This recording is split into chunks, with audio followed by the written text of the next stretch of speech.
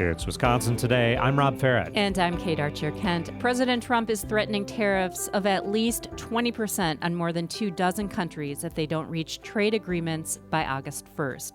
That includes the European Union, Canada, Mexico, and Japan, in addition to the ongoing trade dispute with China. Businesses in Wisconsin that conduct international trade are trying to navigate the already existing tariff increases and the shifting economic landscape's potential impact on their goods. We're checking in on the local impacts of tariffs and trade disputes for the state and how companies are responding. Sandy Siegel is with us, President and Managing Director of M.E. Day and Company in Milwaukee. Sandy, welcome back to the show.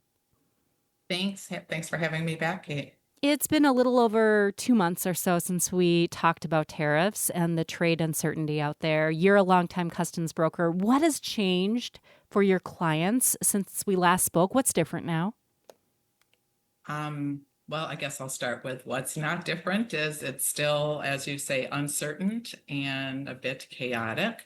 What's changed, I think, we're all coming to terms with the tariffs that are coming and trying to prepare, and I'll emphasize trying. Really difficult when it's been so volatile and changing on a moment's notice. But I think we were all hopeful that the August 1 deadline might be postponed and pushed out again, as President Trump did in April, and that doesn't look like it's going to happen. And he's come out pretty strong saying, the tariffs are going in August 1, so get ready. So I guess what has changed, if anything, is people scrambling and trying to do what they can in such a short window to adjust and to prepare. What is preparation like? What are some of the tasks on the to-do list for a customs company preparing for August 1? Well, for our customers, both importing and exporting, in the short term, they're trying to either get goods in or get goods shipped out before the tariffs change.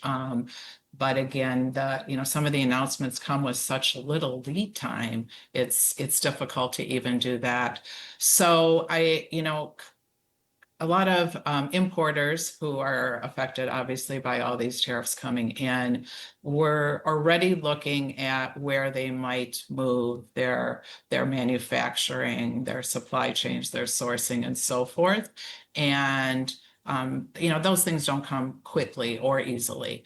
And certainly if you've got really complicated manufacturing, those sorts of things can take years to repurpose and move and find the right factories, tooling partners, and so forth. So, but for those that can more easily adjust and make changes, they started looking around, and now they're getting more serious, I guess, or actually taking action and trying to move production and so forth. But that it is not necessarily successful, I'll just say, in an economic way. I have one customer just this week we chatted with who was shifting their production to Japan and trying to get out of China, and now Japan's being hit with one of the higher tariff rates. So it's again really challenging in such a volatile market. What are your clients saying as they try to shift production and move their supply chains? Any thoughts on moving their manufacturing and their sourcing onto U.S. soil? Certainly everyone recognizes that's the agenda, of our government and so forth. But, certainly, you're aware, getting the right, the ability to the labor market, and some of these industries are very difficult in the U.S. and challenging. And again, moving these supply chains overnight is not easily, not quick or easy. And people that I have talked to in the manufacturing sector, the cost of doing business, manufacturing in the US is certainly much higher. The labor market is certainly much higher. And again, some of the skill sets are not there. And the general consensus is, it won't fill jobs. It will be, robotics and automation if and when we move some of this production back to the US. Brazil's a really good example, and they got hit with one of the worst tariffs in the various letters sent. And Brazil is threatened with a 50% tariff, and it's and I think just this week, President Trump called for an investigation on other unfair trade practices by Brazil, and citing the large, the trade imbalance and so forth. And we actually had a trade surplus with Brazil, and we've also, President Trump has alleged there's an economic threat, and so forth. And again, the biggest trade surplus we have with some of these countries like Brazil is apparel. And we don't want to, President Trump has even said, we don't want to make apparel in the US. That isn't, our core talent, our labor force, and so forth. So there's a lot of inconsistencies in the actions being taken and the reality of being able to meet those objectives of bringing industry back to the US. Sandy Siegel is with us, president and managing director of M.E. Day & Company in Milwaukee, as we talk about the impacts of President Trump's ongoing tariffs and trade disputes and what it feels like for Wisconsin companies. Sandy, we talked previously about how some companies over-ordering supplies, stockpiling their inventories before these levies took effect. How well has that gone over as a strategy for your clients? Well, I think, again, get back to planning and, the inability to plan, which makes life difficult for all of us, right? And that uncertainty. We definitely saw a lot of front loading in Q1, as you say. So it was a really strong Q1, which is not traditionally, higher volumes in imports. And this is the season that is typically peak season, and as people are getting ready for the holidays and so forth, and starting to bring goods in. So the again, a bit like the pandemic, I think I said it last time, and the supply chain disruption, we're seeing similar disruption in normal trade flows. And it's affecting, freight rates, and it's affecting, the volumes and so forth with the carriers, and everybody's trying to adjust. So with the front loading on Q1 and the volumes that, everybody brought goods in trying to beat those April tariffs. And consequently, it made for a much quieter April and May. And everybody was kind of, again, hoping, waiting to see, are we going to push out those April tariffs, beyond August? So, we saw volumes, steady through this Q2, but because people had a fair amount of inventory from Q1, it wasn't, the volume that it traditionally is. Yeah. And now, of course, because they didn't get pushed out, they're panicking. So it's been a real challenge, I think, for everybody, again, both on the import and the export side, with trying to forecast in any way on pricing, on the tariffs, and on the freight rates, which again have reacted to all this volatility. I wonder if you can bring this down to the micro level in the Wisconsin household. Are we feeling the effects of tariffs here in Wisconsin as we go to the supermarket and to the store to buy new clothes? Or, what goods could increase in prices, and is it showing yet? I ask customers myself when we, meet and talk about the challenges, and somewhat out of curiosity and having a finger on the pulse with the industry. Are you passing on the tariffs to your customer? Are you absorbing it? How are you managing that? And again, keep in mind, when it got paused, it went to 10%. So I won't say all companies, but I'd say most companies can absorb, not happily, but they can absorb a 10% increase. When you start getting into some of these higher dollar amounts, like, in percentages like China and some of the other, rate increases going on, that, is a different conversation. And they certainly are passing on those rates and so forth. I mean, one of the bigger impacts that has been coming fast and furious is the steel and aluminum tariffs. And with the 50% exception, tariffs on steel yes, and and aluminum. yeah, Yeah. yeah. That is, and we're a heavy manufacturing community in Wisconsin. And so certainly, again, US manufacturers, you talk about a ship, but their sources, their raw materials are being impacted heavily. So, and to my understanding, some of the steel and material needed can't be sourced, even, within the US. So some definite challenges there that certainly are increasing pricing and so forth, and everything from machine goods and companies like Mercury Marines here and Kohler and so forth. And while I can't speak on their behalf, you certainly have to imagine some of those increase in costs are being passed on. Very And quickly, Sandy, as we wrap up, are customs officials keeping track at the borders as these tariffs shift and change?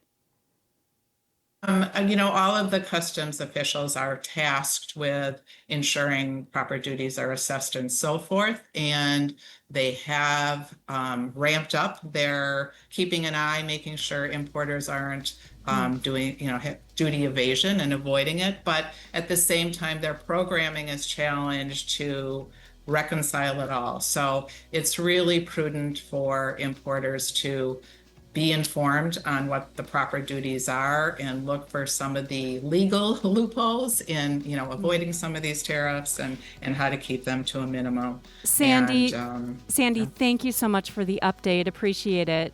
oh, of course. Thank you for having me back. Sandy Siegel, President and Managing Director of M.E. Day and Company in Milwaukee, with an update on tariffs.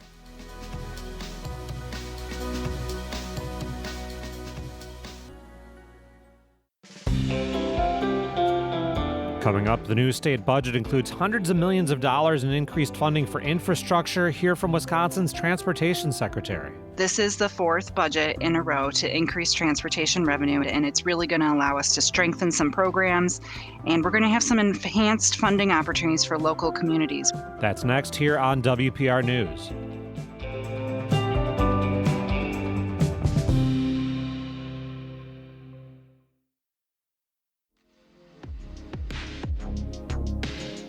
It's Wisconsin Today. I'm Rob Farrett. And I'm Kate Archer-Kent. Summer is peak construction season in Wisconsin, and those orange barrels are a familiar sight along major corridors around the state. Wisconsin's Department of Transportation is currently managing about 140 construction projects according to its 511 construction map, all the while planning for future road work funded by the new state budget. That includes major project investments. We're checking in on the latest developments for Wisconsin roads and infrastructure projects and where they stand as some funding from the federal government is in question. Christina Boardman is Secretary of the Wisconsin Department of Transportation. Secretary Boardman, welcome back to Wisconsin Today. Thank you so much for having me. Let's start with this new state budget, which is increasing transportation funding by hundreds of millions of dollars. What will that allow your department to do? Well, I think there's a lot of good news to talk about in the recent budget. This is the fourth budget in a row to increase transportation revenue, as you said, and it's really going to allow us to strengthen some programs, and we're going to have some enhanced funding opportunities for local communities, which is always good news. So some of the bigger things that we're going to be able to do, we have some major projects, the 3990-94 corridor from Madison to the Dells, that was enumerated in this project, so we'll get started on that. The 94 east-west, kind of connecting the zoo and the Marquette interchanges. We'll be working on that. It keeps all of our other projects on schedule, and some of the bigger local programs like the Agricultural Road Improvement Program increases some general transportation aid. So It allows us to not lose any ground that we've gained these last few years and get some big projects up and going that have been much needed. Well, let's talk about the one of those items that you mentioned and the 67-mile corridor between Madison and the Wisconsin Dells. What is the kind of top line takeaway from what this project will enable? This roadway was built many decades ago, and I think if anyone has traveled south on that road on a Sunday in the summer, they know that we need a little bit more capacity on that road. So it is a huge tourism corridor, huge freight corridor, and it's definitely kind of meeting its maximums in terms of throughput. So this will be adding an additional lane from Madison to the Dells, which is much needed. It's also going to be adding a lot of safety improvements. It's going to be improving the overall infrastructure. It's going to be a new interchange. We're going to be correcting some new skews that may have been in the road that were contributing to some safety concerns. We've also had some flooding issues around the Dells and that area. And so being able to make those corrections going forward will be good news as well. The Wisconsin River Bridge, we're working on that right now. So it's going to be a long project, again, 67 miles, but it's been studied for several years now. And I think we are very excited to get going and start making some improvements. With those bridge elevations to guard against impacts to flooding, I wonder if you're seeing echoes of that in projects around the state, that there are additional efforts to mitigate the risks to flooding. We are keeping a very close eye on these things. We do have some pockets through the state where we would like to elevate the roadway a bit to avoid what we've seen in the past. And definitely this area is a key area because it has flooded a couple times in the last 20 years. And closing an interstate is no small task, and it is very it impacts a lot of people. We've also had some concerns on 94 as well. So it's not just the 100-year flood anymore. We are seeing concerns, and we have a lot of data on these roads, and being able to have the funding to move it forward so that we can avoid some of those tragic incidents in the future is much appreciated. Moving to Milwaukee now, the zoo interchange, that's been a work in progress for many years. What is about to change with this new investment?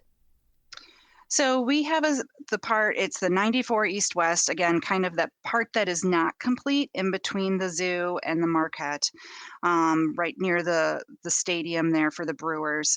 And this will, too, be an expansion project. It is very crowded in that area. It's a very important area where there's a lot going on there that we need to be very careful about.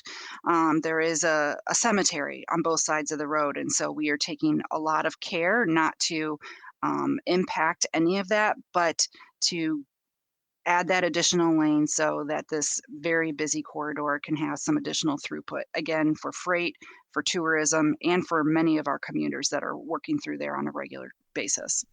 And we have rehab projects on I-94 in Waukesha County, I-41 in Milwaukee County. How will all of this work align with the new projects that are planned on these highways? We do have a lot going on. In fact, this fiscal year, we've completed about 400 projects. So we have been very busy. We do prioritize statewide so that we have the staff and the resources to get things done. I think in that southeast region, we're finishing up right now on I-43. That's the north-south freeway between Glendale and Grafton. That's almost complete. And so we're really happy to have been modernizing that. We also have I-41 going from Appleton up to De Pere. That's a 23-mile segment, rebuilding 10 interchanges, also helping with the long-awaited South Bridge Connector project in Brown County. So we do have a lot going on, but we also have an aging infrastructure. We were able to get some additional federal funds these last several years, and putting that to work to make these improvements is good news for Wisconsin. We're going to get more to federal funding in a moment, but have you been able to get enough staff to construction crews to keep up with these projects? What has staffing levels been like? I am proud to say that the workforce has really stepped up in this area. We have been getting multiple bids on projects, which tells us that the workers are there and available to do things. So that has not been a problem in Wisconsin. We have a very close working relationship with transportation builders, with the unions, making sure people know what's going on. We are kind of foreshadowing all of this so people are planning. We have apprenticeship programs that are going on, so that has not been a problem for us, and we have really great workers working very hard every day on these big projects. Municipalities around the state have been really struggling for funding with road maintenance. Will this new budget help to address that anyway, or help with those struggles for local road maintenance? Yes, there is new funding coming in with this budget. So, for the routine maintenance going on our interstate system that our counties are taking care of, there is an additional 30 million on top of the base in the budget. So, that will definitely help. We know it's bigger equipment. Prices have gone up, and we want to make sure that we are honoring that. So happy to see that. In terms of general aids, there's a 3% increase, and so that will really be helpful as well. For the local road improvement program, again, we're getting $100 million for a supplemental program on that, which will be very helpful. And then also just wanted to mention the agricultural road improvement program that was new in the last biennium, funded at 150 million. We have another 150 million in this biennium, and that's really for those agricultural projects, kind of those first and last mile, getting it to from farm to market. We've seen this last biennium we put out we awarded 91 projects across 48 counties. And so this has been really helpful for those areas that maybe they just didn't rise to the level with our other existing programs. And so pulling these out specifically for these agricultural roads where it's making a difference in those rural areas has been important. So we feel like we've got a mix of things going on. We are always working closely with our local partners, but happy to say that there is an increase to the base budget on many of those programs. We're talking with Wisconsin Department of Transportation Secretary Christina Boardman about road construction projects around the state, an update there, and other transportation priorities in the new state budget. Turning to federal dollars now, the Trump administration rescinding funding for the federal Department of Transportation's Neighborhood Access and Equity Grant Program, canceling the $36 million street reconstruction project just recently in Milwaukee. Do you know if other Wisconsin projects are being affected by federal cuts? We've been looking very closely at the reconciliation bill and the impacts of that rescission. The project that you mentioned is most significant for the city of Milwaukee, and that is losing that funding.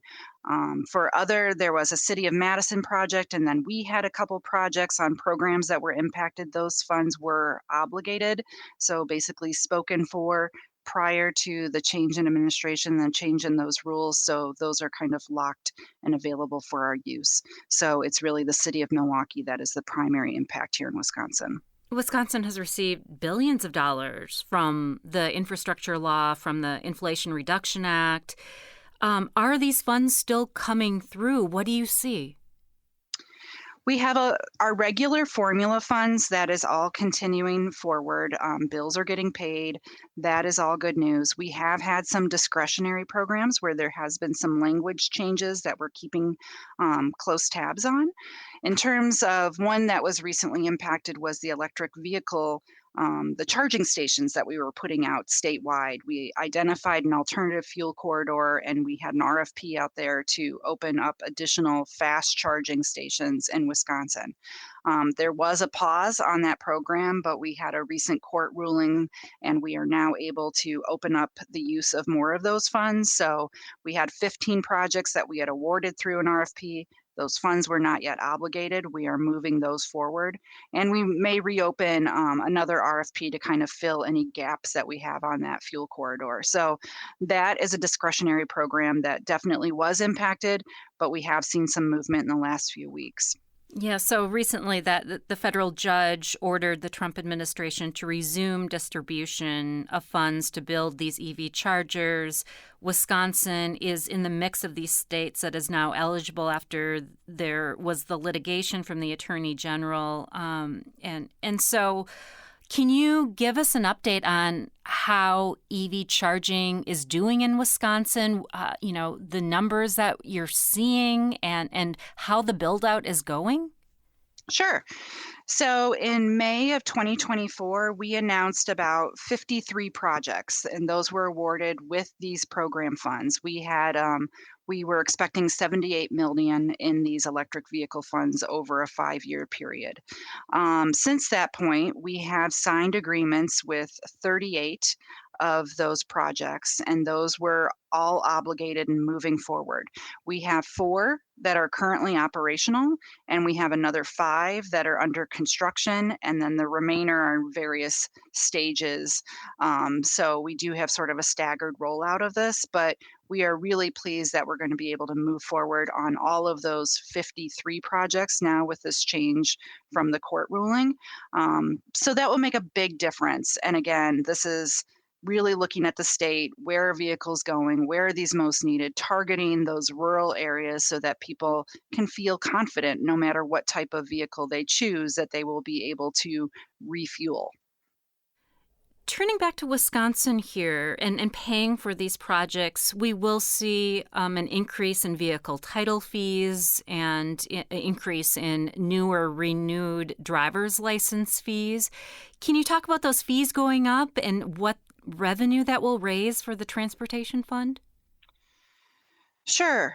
There are some fee increases, just as you said, and there's been a lot of discussions about this over the recent during these negotiations on creating new sustainable revenue to the transportation funds so that we can better plan and know that the funds are there to maintain our roads moving forward. And so to maintain that 21st century infrastructure, we do need to have additional funds in there. So those it is the in addition to the title fee, that will raise some money. There is a registration fee for heavier trucks, and then the driver's license fee, which people pay once every 8 years, that had not gone up in many years, and so that has a modest increase as well, and so that will go into that transportation fund. Secretary Boardman, some communities are really grappling with reckless driving and the effects of reckless driving. There have been efforts to promote traffic calming. Will the new budget and the funding coming down in these fiscal years do anything to reduce reckless driving? Safety is our number one priority here at the Wisconsin Department of Transportation, and I absolutely understand that there is reckless driving. There's people driving too fast, and we're seeing unnecessary deaths on our roadways every single year. And so we are trying a number of things to try and get people's attention so that they can be part of that solution and making a difference. So when we are making these updates to the road, we are implementing some engineering solutions that will definitely help. And part of that is traffic calming. For instance, with a roundabout, it slows down traffic. And if you are going to have a crash, it is not deadly the way coming at each other in a T-bone intersection would be. And so we are trying to implement those as needed.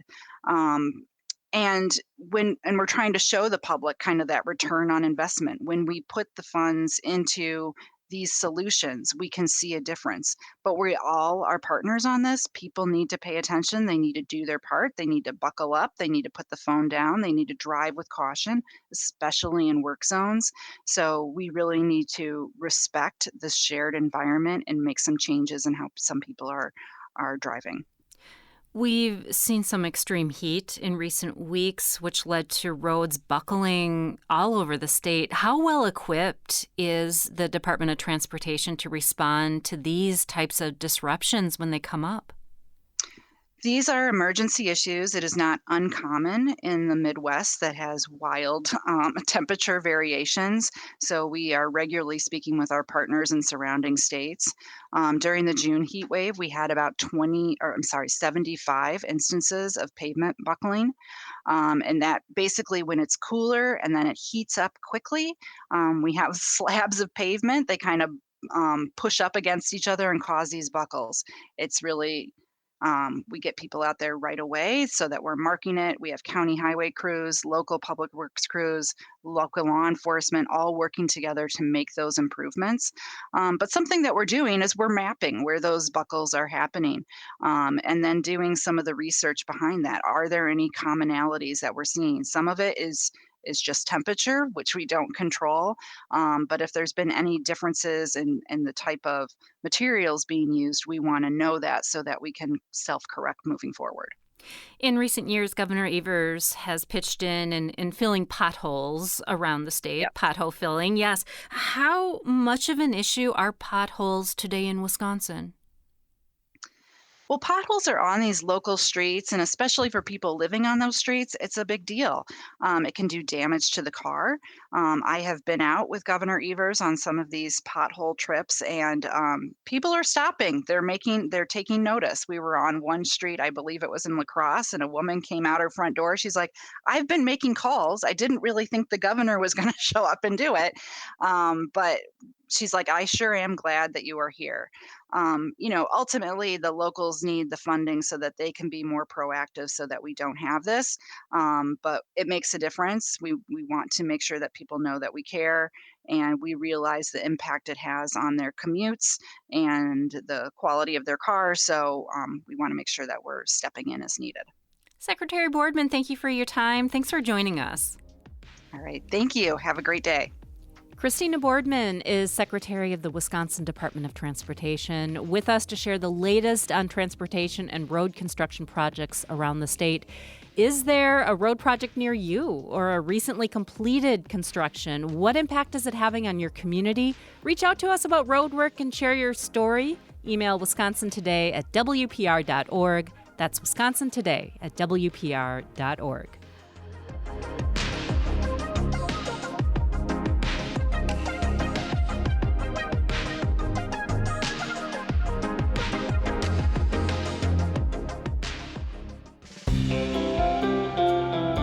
Still ahead, the UW Oshkosh Fox Cities campus closed at the end of the school year. A former employee and student looks back at the impact it had on the community and on her life.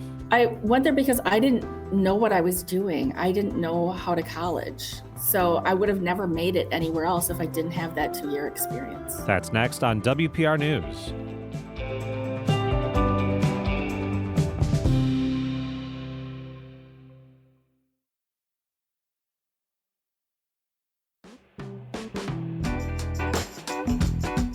You're listening to Wisconsin Today. I'm Kate Archer-Kent. And I'm Rob Farrett. It's time for Wisconsin Life. Here's producer Lee Rayburn with an imaginative story about an everyday object. When's the last time you stopped to look at your spare change? For writer Ron Weber, one ordinary find leads him on an unexpected American odyssey. As my hand dipped under the surface, I was reminded that though the sun felt warm on this mid-May day, it was a basic fact of science that air warms up much faster than water. Straining to reach the shiny object resting in the sand 2 feet down on the bottom of Lake Namakagon, I tried my best to keep frigid water from spilling in over the top of my waders. In a millisecond, the sensory receptors in my fingertips sent a message to my brain that I was a quarter richer. How had the coin got there? I wanted to believe that maybe it had fallen out of the pocket of my shorts, jumping off the dock as a teen in some long ago summer, first covered and then uncovered by the wave-shifted sand. Or just as likely, maybe someone had recently thrown it into the lake as a good luck offering. However it had gotten there, it was now pulled out of purgatory from the lake bed and returned to circulation in the land of the living. Closer inspection revealed that it was minted in 1979 in Denver. One of a class of almost 490 million. I could only imagine all the journeys and adventures it had been on over the past 45 years.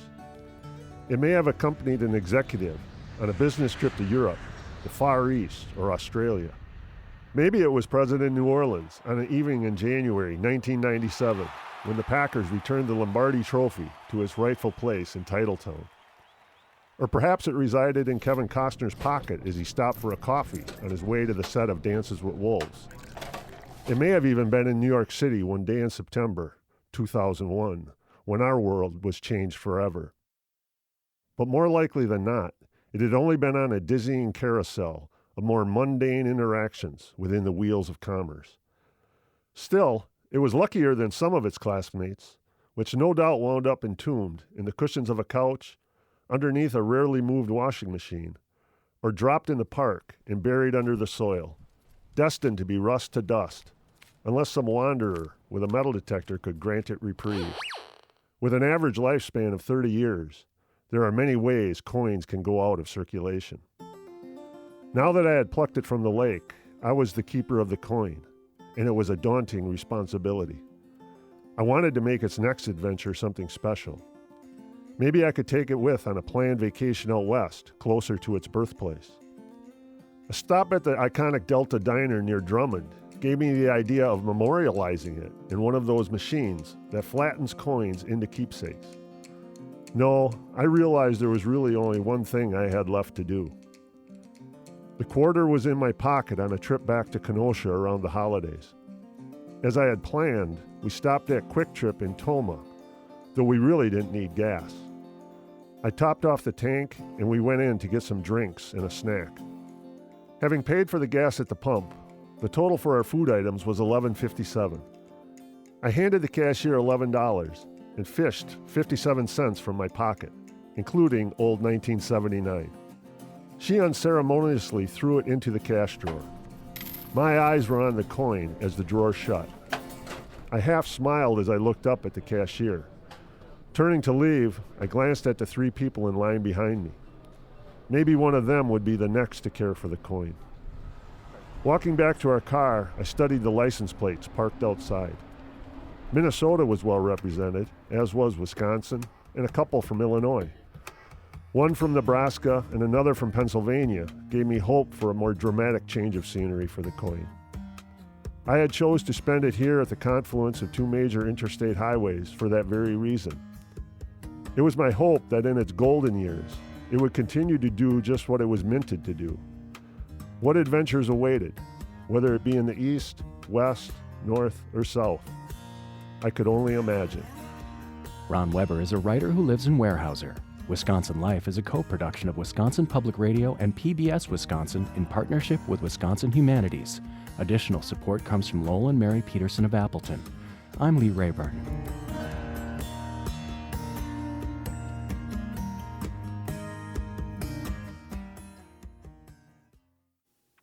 This is Wisconsin Today.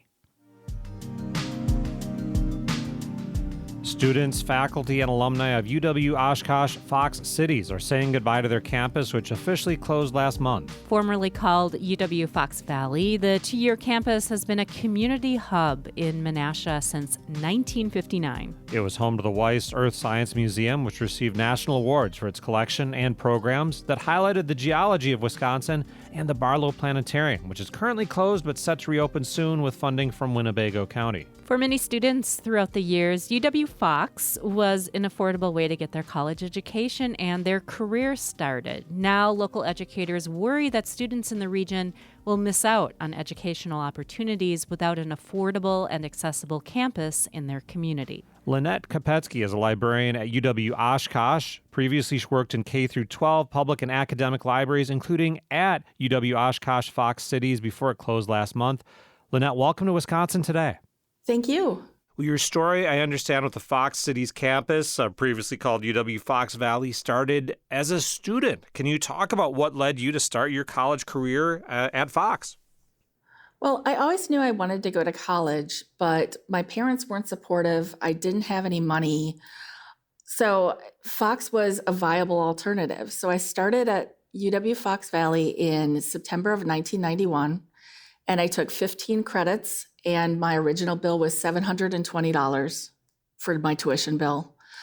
I went there because I didn't know what I was doing. I didn't know how to college. So I would have never made it anywhere else if I didn't have that 2-year experience. What was it that the campus did there to make it an accessible place for someone who, like you said, didn't know how to college, didn't have that background?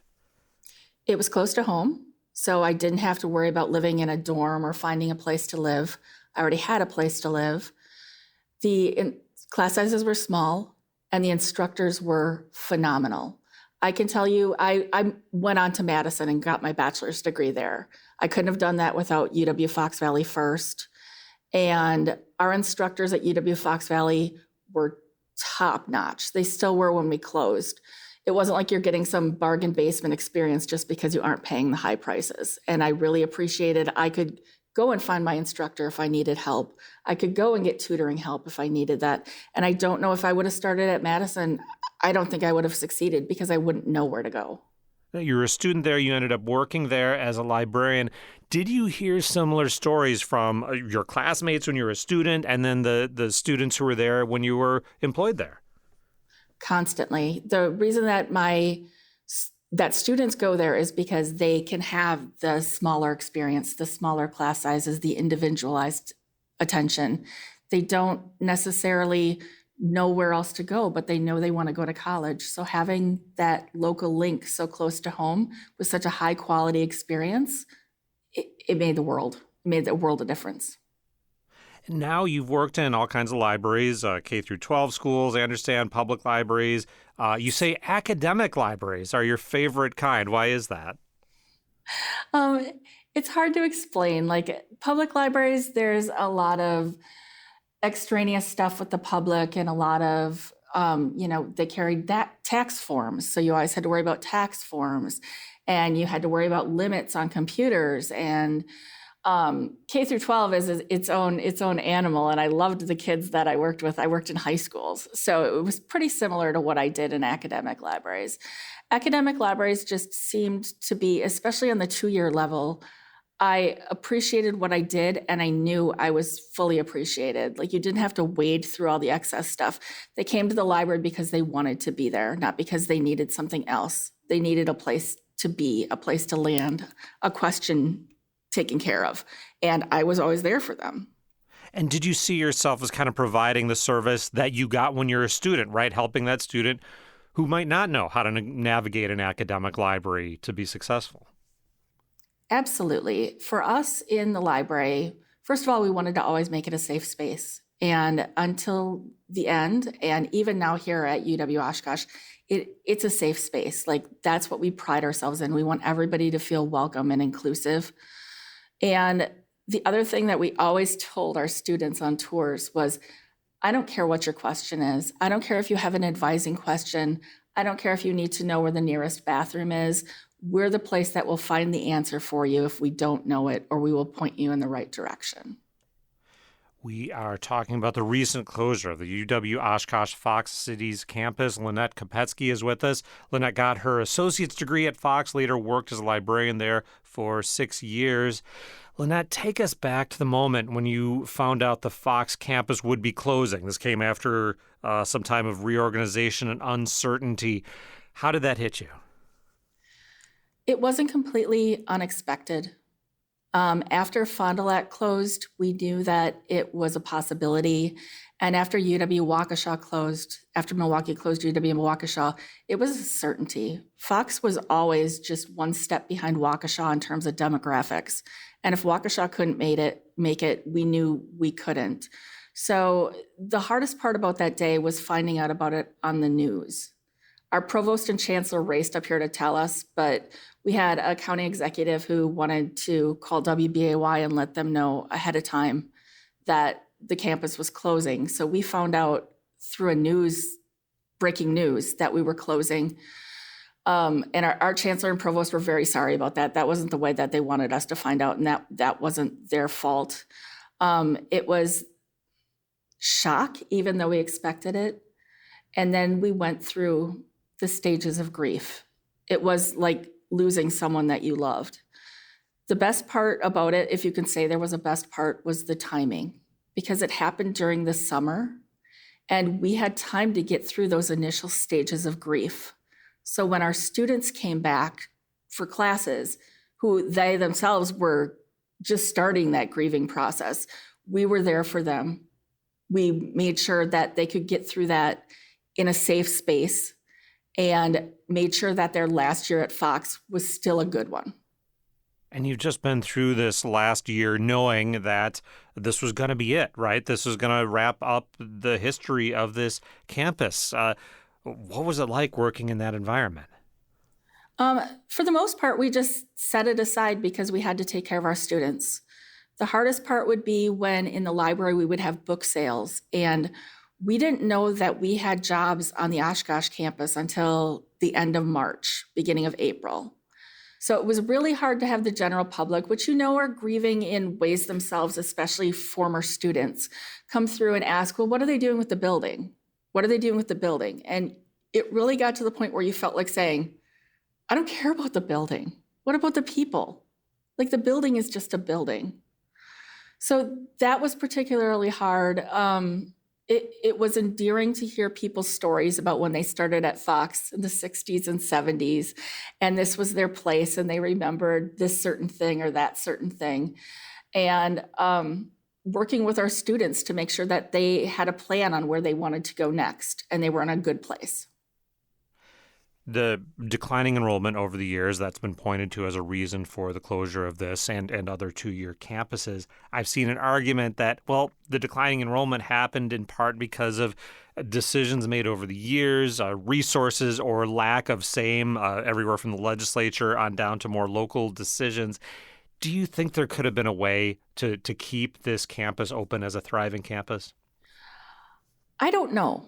The hardest part is we knew that this enrollment demographic, this enrollment cliff was coming for a really long time. When I worked at UW Marshfield, Wood County, I was heavy into governance, and we knew that this cliff was coming and there weren't going to be enough high school students to populate these buildings. And it seems like from the legislature to system to the 4 years that we're now saddled with these 2 years, nobody did anything about that. Nobody changed business as usual. And I really think if they would have put their heads together and would have made some hard decisions early on, it would have been possible to save our campus. And it just didn't happen. Well, now you're at UW Oshkosh. Are there lessons that you hope that UW Oshkosh and other four-year campuses can take from your experience at the two-year campus at Fox and make a welcoming environment for that student who, like you, doesn't know how to college? Focus on your first and second year experience. Make sure that those resources are in place. Hire great people. I'm so happy that our Fox faculty came over. We have amazing people that worked exclusively with first and second year students. Use those resources, make sure those students are supported, and make sure that they're getting pointed in the right direction. And Oshkosh is doing a lot of good things. Lynette, we'll leave it there. Thanks again for joining us. You're very welcome. That was Lynette Kopetsky, former student and librarian of UW's Fox Cities campus. She joined us to talk about her experience at Fox and why she believes the region is losing a gem now that the campus has officially closed. If you were affected by the closure of Fox or other two-year campuses around the state or have memories to share, let us know about it. You can email wisconsintoday@wpr.org. That's wisconsintoday@wpr.org.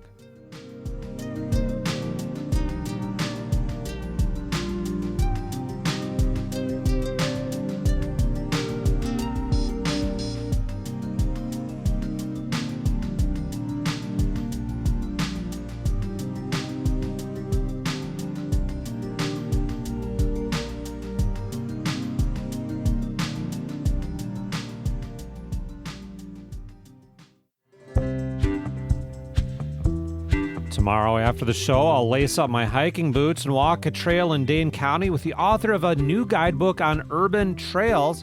Andrea Debink is a master naturalist. She'll give us lots of great tips on dozens of trails. Her message, look for great places for a nature walk in your local community. And in preparation for Rob's walkabout, we want to know if you are an urban hiker. Where do you go? What do you see on these hikes? And how do these treks make you feel about your neighborhood and your community? Let us know about urban trails, urban hiking that inspires you. Maybe they're near where you live, a dog walking route that you love. Email wisconsintoday@wpr.org. You can also call or text us. The number is 888-642-0232. That's 888-642-0232.